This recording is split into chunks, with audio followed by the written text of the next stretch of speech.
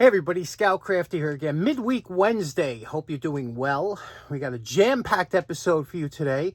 We're going to start off with a little poor man's flea market. For those of you just joining in, that's where I take my midnight walks and look at the treasures that people throw out, especially when they're moving. For me personally, I love seeing things that trigger fond memories for me. You know, older things that are thrown out. You know, the new stuff don't do anything for me, but the older stuff I love to see. And a couple nice ones that we got today, older things that triggered some memories. The first thing you're going to see is a card table. Now, growing up, the card table was a real predominant fixture in our family, especially around holidays. My grandmother would say, "Johnny, go set up the card table," because, you know, the kids would sit around it. A lot of times it was me.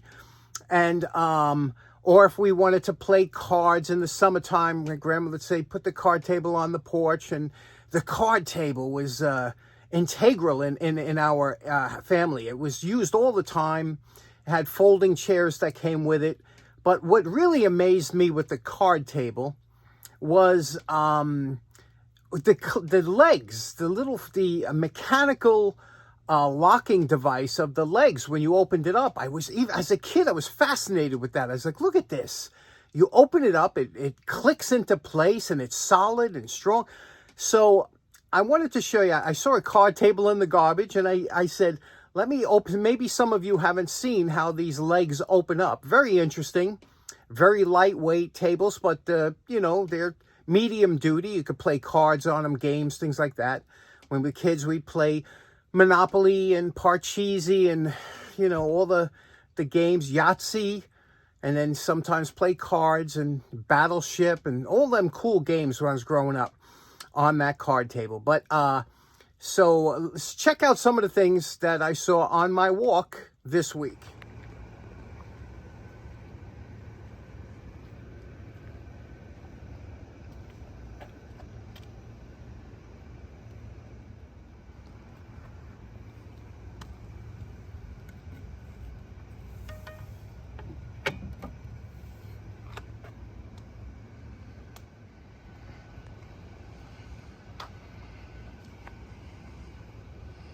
Now, I had no idea this particular night they were going to be spraying for mosquitoes, and I ran into this. The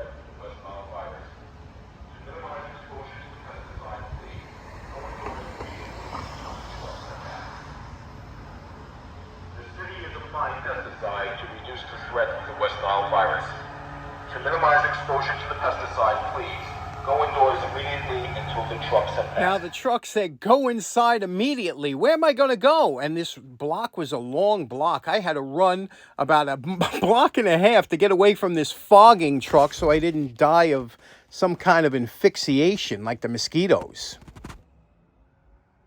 This is a different night, and notice this is that house that they are moving. I picked up a couple things here, and they're always throwing away good stuff.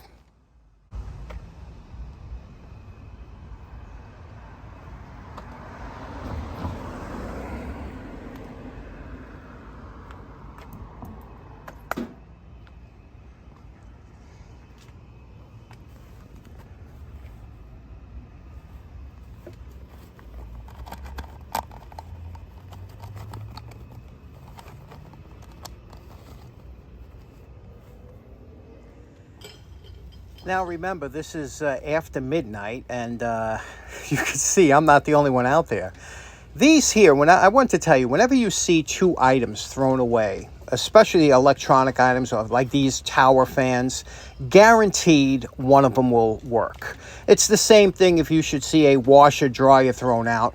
Guaranteed one of them works, and the other one they're just throwing out because they buy a new set. But here is a perfect example of at least one of these, probably both will work. They probably got an air conditioning unit. And you can see it was a nice night out, full moon, and we're going to continue our walk. Now, as I was bringing the wagon home, very interesting is that they thought I was collecting cans. And the tin can mafia was making sure that I wasn't encroaching on their territory. You got to be careful out there. Okay, again, this is a different night, and it did rain today during the day on this particular night, but I noticed another house that's moving across the street here, you could see, and here they are throwing out, and they're throwing out a lot of stuff over the last few months, but look at this, skis. And remember when skis were a big thing years ago? I don't know how many people ski anymore, but skis in the 70s and stuff were a big thing, and they were expensive, and they didn't get used much. Remember, you only went out a couple times, but here's 3 pair of skis along with ski poles. Now, I don't know if you need some of the bindings, you need special boots. Sometimes you can just lock onto your shoes, but interesting find. I wonder if they're, an expensive ski back in the day, or who even buys used skis today, right? Okay, besides taking the wagon, obviously, I found this. This is a Dover. Check this out. Dover of West Virginia, Parkersburg. This is their PTR 12 squeegee bucket or mop bucket that operates by you press down on that spring-loaded arm, and it takes these two and presses them together, and rollers, and very interesting. I had one, we had one, still have it, for years growing up. I was always amazed at how this mechanism works, and if you ever tried to wring out a mop, it's not easy to do unless you have some kind of mechanism. This is a galvanized bucket, and you can see here the price on here. That wasn't cheap when it was bought years ago at $24.99, and I still think they're in business today. I still think they make them, and I think they run a little bit more now. But this is a useful bucket. You can even use it with towels. You can, rinse out your towels when you do your car and then rinse it out. And I'll show you how it works. But there's a little dent here. We're going to try and take that dent out. You see that? Little dent there. And then we'll spray it with some 50-50 and I'll give you a demo. Now, to get this dent out, a lot of times what you want to do is put something soft over here underneath that dent. Place it down here. We want to press down on here, but this is riveted in, so we can't take that out. I'm going to take we're going to be working on this. Got this from Mike the Fireman.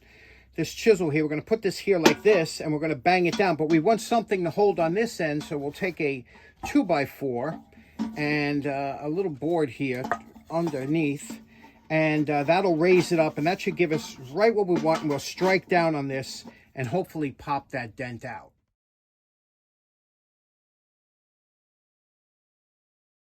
Okay, look at that, huh? That came out nice. The dent popped right out. And like my buddy 805 Road King says, everybody wants to be a body man. Okay, now we're going to hit it with a little 50-50 on some of the tracks and I'll show you how this operates. Okay, so there we go. We have the rollers spinning nice. And how this works is you fill your bucket up, obviously, with maybe soapy water, whatever. You can use this with a mop, or you can use it with towels. And you dip it in, you rinse off your towel, and then you grip the towel. You step on this one here with your left foot, and this one here with your right foot. And when you press down on this, it brings the rollers together, and it will squeeze out the fluid from when you're bringing it up as you bring it. And look how easy this works. And it brings the two rollers together, and it rinses out your towel. Very interesting. It's just a blast from the past, isn't it? I love these things. Old-fashioned ingenuity. Okay, next up, last week, you remember I went to Zagre Farm Museum. I got this bunch of tools here, and I asked, what would you like to see restored first? Overwhelmingly, you picked out the entrenching tool, the World War II entrenching tool, and I have a fondness for these. I have a couple. And this one might have been in the Navy service because it's painted gray. And anybody that's been in the Navy knows that if you stand still long enough, they'll paint you gray. So we'll get to this, start this today. I don't know if we'll finish, but we'll start it today.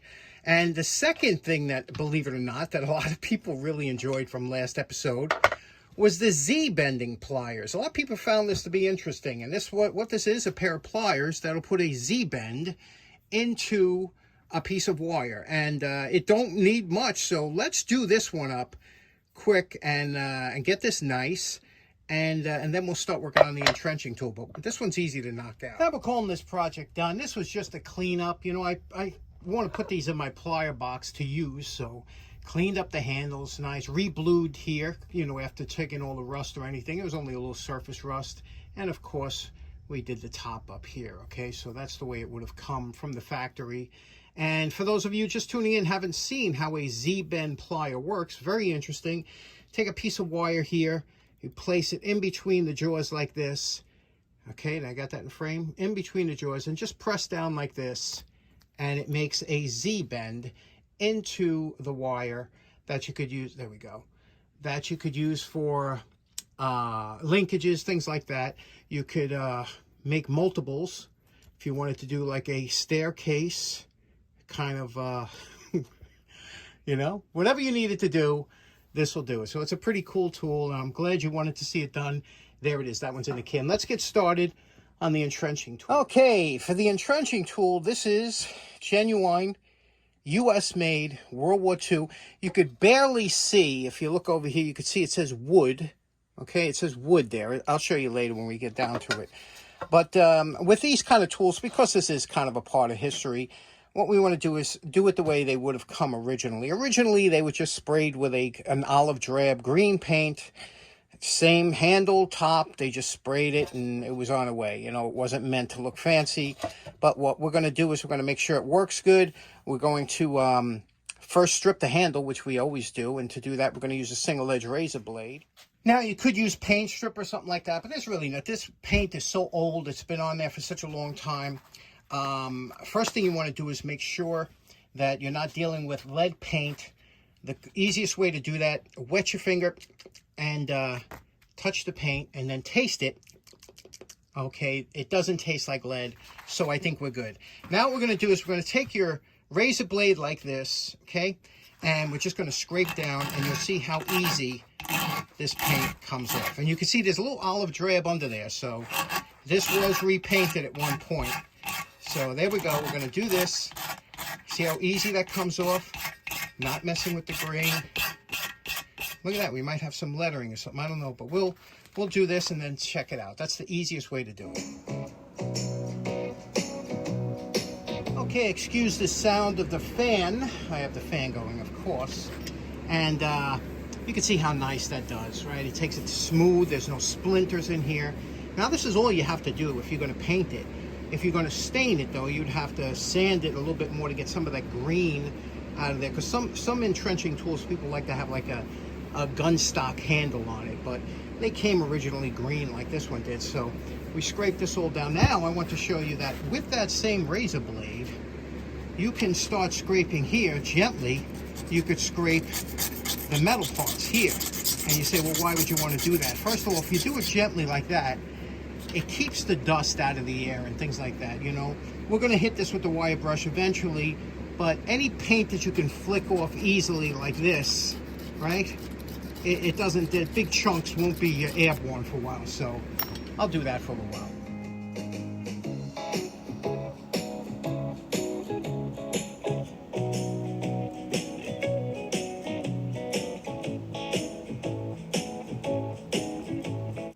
Okay, we scraped off most of the loose paint and everything. You see, it looks very nice. Now what we're going to do is we're going to use the 4-inch angle grinder. And we're going to, you see how this is kind of rusty paint. We're going to use the cupped wire brush. They have two types, the wound wire and the soft, fine wire. We're going to use the wound wire and really make quick work of stripping the paint off of this shovel. You can see how quickly it works and how well it does its job. Takes that paint right off, and it does a really nice job. One thing I always mention is I love painted tools. I love when people paint tools because it protects them. Now here we are with most of the rust removed. We have to get into small areas with the Dremel and whatnot. But now you have to decide, what do you want to do with this? How do you want this shovel to come out? Do you want it to look old? Do you want it to look new? What do you think? What's your thoughts? Okay, so in closing, that's as far as I'm going to get today on that entrenching tool. It's a few-day job because, you know, paint has to dry. It's very humid out. You don't want to spray when it's humid. We'll cover more of that next time. You can see it looks really nice now. It's coming along really great. That entrenching tool is in good shape. Didn't have a lot of beating on it like so many have. Anyway, hope you enjoyed today's episode. We'll see you again on Friday. Have a great day. Take care now. Bye-bye.